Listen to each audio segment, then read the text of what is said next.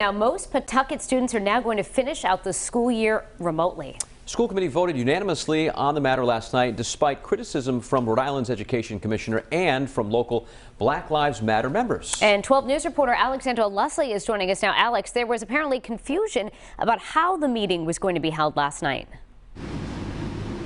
Right, so based on the school committee's agenda, it appeared that the meeting would be held both virtually and in person. But when members of Black Lives Matter Rhode Island showed up, the meeting was just Zoom only. So those members and possibly others were unable to have their voices heard, since public comment for those participating virtually had to be requested prior to the meeting. The superintendent discussed a proposed phased reopening at that meeting last night, beginning with pre-K through 5th grade returning in February, followed by 6th through 12th grades in March.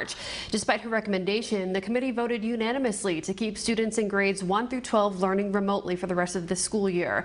Black Lives Matter Rhode Island argues the decision is unfair to African American students who they say are struggling with distance learning. Pawtucket has the highest percentage of African American students in the state.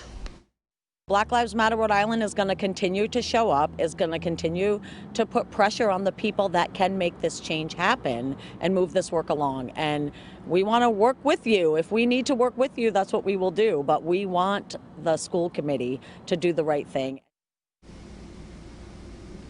Now, the school committee did vote in favor of having the superintendent explore the possibility of having remote learning centers inside schools. Coming up, though, a tense conversation amongst city and school officials leading up to last night's meeting. I'll have those new details coming up in our next half hour.